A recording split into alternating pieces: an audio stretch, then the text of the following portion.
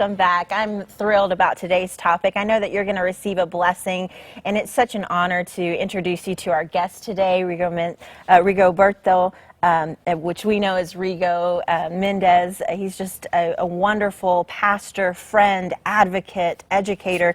He's a recipient of the Teacher of the Year Award, and he's also been recognized as a Goodwill Ambassador for the Golden Rule, a prestigious award recognized by the UN in over 120 countries. He currently serves as the assistant pastor at the Potter's House of Denver under the direction of Dr. Christopher E. Hill.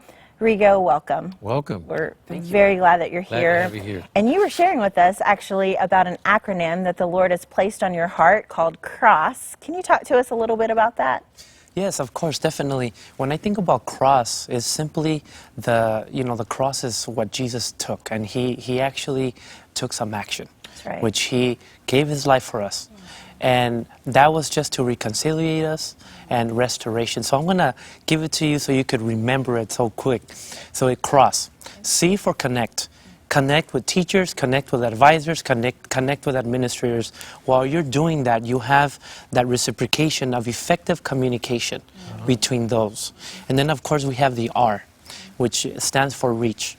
Reach them where they're at. If it's academically, if they're at a higher standard, you know what, challenge them. But if they're at a lower standard, then you know what, you reach them there, and then of course, you scaffold from there. And then of course, we have the next one, which is O for offer. Offer your services. You know, offer just to lead them on the right way, on the right path. And then of course, we have S, which is the other for share. Share your resources. Right. You know, because that's... So these are things, excuse me, these are things that pastors and leaders and parents are listening right now, but if they had a pencil or some paper they could write down, here's an acrostic of some suggestions of things they could do, or they could go take to their pastor and their church to say, this is how we can get involved in helping every student succeed that's within our community of faith.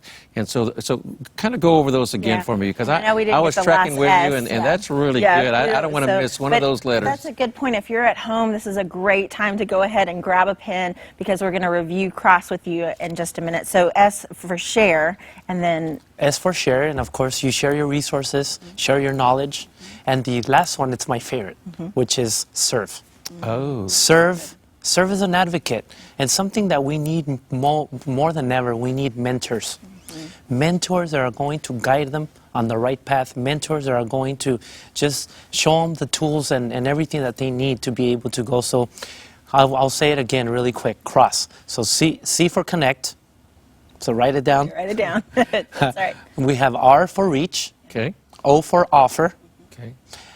we have share, and serve, CROSS. So we really have to know what we have in our church, because even if we just have senior adults or different age people who could go to the school and maybe mentor and participate with reading, or get to know the school, or pray for the school, or do a prayer walk around the school, that's what offer means. And what was the last S? Could you speak to that one again? That was serve. Okay, talk a little bit about that some more, just so we can nail that one down. You know, serve simply is not self-service. There's a lot of that self-service about, you know, if I help you, what am I going to get back? Right, right. But I think when you serve with a willing heart, not expecting anything back, excuse me. And of course, when you serve, you're going to be able to do it with a compassion, to be able to meet them when they're at, and not without judging, but just serve with all your heart. So you were a teacher, so what would it look like if the church, if leaders would have come and volunteered for you? What could they have done to help make a difference for you as a teacher? Whether you're a person of faith or not, they go to the secular school system and they volunteered. What would that look like? You know, I go back to the teaching days, and I think one of the best things is to be a collaborator. Collaborate. If you know, the teacher has so much to do, he's the doctor at the same time, he's a counselor at the same time, you're bandaging up those kids, and you know, and you're like a rubber band because you're being stretched everywhere, and you have to adapt. So collaborate, communicate with your teacher, volunteer, you know, and overall embrace, and not only that, support the teacher. Good. Good. That's a good word. Well, I know something we share is really caring about equality across the country. What can the church do to help promote education equality across our country? Brings me to Education Sunday. Okay. Education Sunday, I know the church made a video, Yeah. and one of the things is that the church has to be active. They can't just be sitting on the sidelines passive on education. Amen. They have to be able to model. There's a quote, and I don't remember who wrote it, but it's, you teach what you know and you reproduce what you are. Okay. So when we go into modeling, there's a lot of teaching theory, Okay. but there's not enough modeling. Modeling. Jesus Christ, when he came to the earth, he did not teach theory, he modeled. Right. And he Right. said, follow me, That's Good. right. and I will make Good. you fishers of men. Oh, that's so good. I think what you mentioned about being a mentor, I think connecting our students, in particular, if you're from a first-time college goer type of family, to connect students with mentors who are doing it, who are actually in college or have recently graduated, so that they can help know the path and share the path because they are actually doing that. That's Definitely. great. So can you share a little bit about Education Sunday at your church and what that looked like for you? Education Sunday is something that we have taken as an initiative. We have been able to celebrate those that are graduating. We are able to inform them about that there's scholarships available, which is something that, sometimes you don't have the resources, so we have connected with that as well. We have also Be a Learning Hero, which is something that I think is phenomenal. So, thank you, NHCLC, for creating that, especially porque está en español. Right, Yeah, there is one of our partners actually created Be a Learning Hero, and it's for parents, and it helps them to know specifically how they can help their third grader or their fourth grader, and it's bilingual, and it's a phenomenal resource. Well, I want to make sure if a parent's listening, Yeah.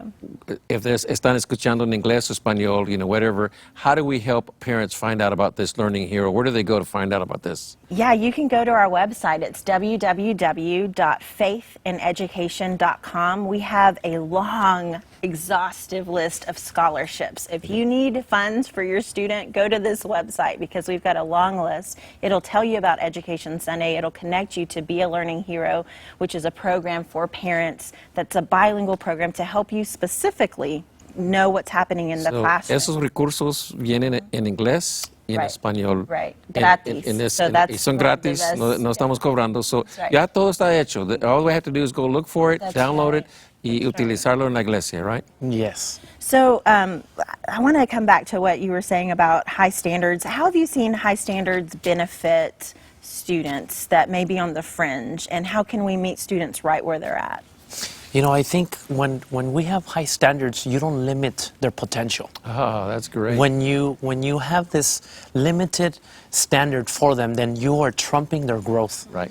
But if we have higher standards for them, the sky is the limit for them. Amen. So definitely, when you have that high standard, you're just simply saying, you know what, you are able to do this, and I'm going to hold you accountable. Because that's something powerful. And I think we think that kids or students don't like that accountability, but they do. Because then they feel that connection with you, and you're actually right there walking with them. That's So having that high standard is one way to help students succeed. yeah. Yes, sir. Having that, yeah. That's great. Well, we've got about a minute left, but I wanted to hear from you. What's an obstacle that the Lord has helped you overcome in order to serve in the capacity that you are today? One of the obstacles is know who you are.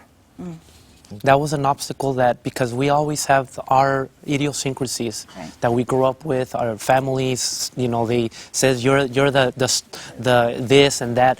But that was something that I was able to overcome. And not only that, but just simply believing in who you are. Okay.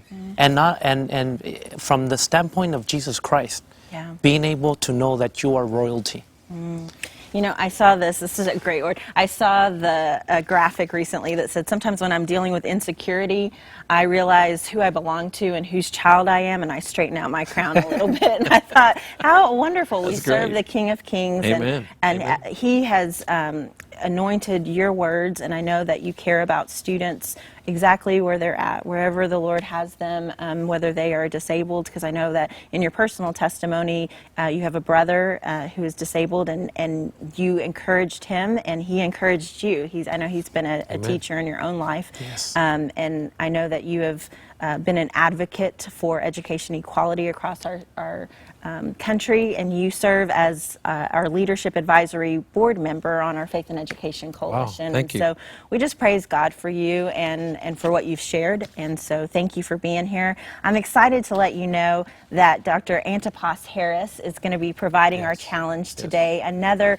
advocate for education equality word. and a quality that is something that we need in our classrooms across the country. And so listen to Dr. Antipas Harris as he's going to bless you, and I know that it'll be